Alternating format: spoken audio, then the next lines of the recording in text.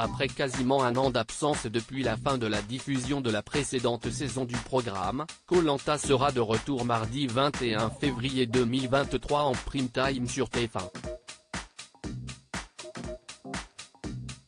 Présentée par Denis Brognard, cette nouvelle édition du jeu d'aventure emblématique de la première chaîne sera baptisée Le Feu Sacré. CIST dans une région reculée à l'est des Philippines, sur la grande île de Luçon, dans la province de Caramoan, que 20 nouveaux aventuriers viennent tenter leur chance et défier la dure loi de Koh-Lanta.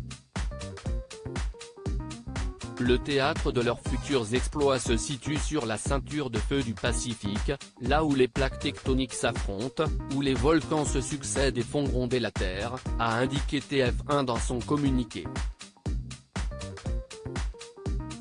Parmi ces volcans, il y a le mont Mayon qui terrifie les alentours. La légende raconte que le feu qui bouillonne dans son cratère est un feu sacré. Ainsi, lorsque le dieu qui vit en son sein est courroucé, la lave surgit. Mais ce fameux volcan peut aussi décider d'offrir sa protection à ceux qui osent le défier. CIST pour s'emparer de feux sacrés que ces 20 nouveaux naufragés volontaires vont concourir. Dans cette nouvelle saison de Koh-Lanta, le feu sacré est un pouvoir immense, symbolisé par le talisman en pierre de lave qui sera mis en jeu dès les premières heures de l'aventure. Le détenir, CIST avoir le pouvoir de se protéger, et de maîtriser son destin. Mais CIST aussi celui de décider du destin d'un autre aventurier. CIST inédit dans Koh-Lanta et cela pourrait venir perturber bien des stratégies.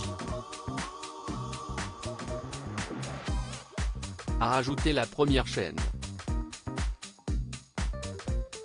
Koh-Lanta, le lieu retenu doit respecter de nombreuses contraintes imposées par la production dans le cadre de la promotion de cette nouvelle saison. Le producteur du programme, Julien Magne, a accordé une interview aux Parisiens mardi 21 février 2023, dans laquelle il révèle notamment comment les destinations de l'émission sont choisies.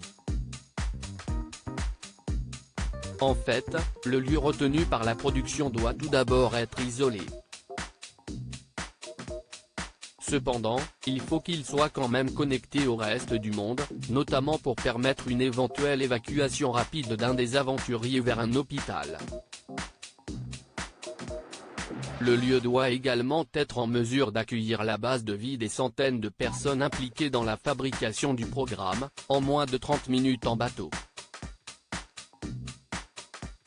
Enfin, le lieu doit aussi permettre l'approvisionnement nécessaire en matières premières pour la confection des épreuves. La stabilité politique locale, les dangers liés à la faune et la flore, ainsi que les risques météorologiques doivent aussi être pris en compte.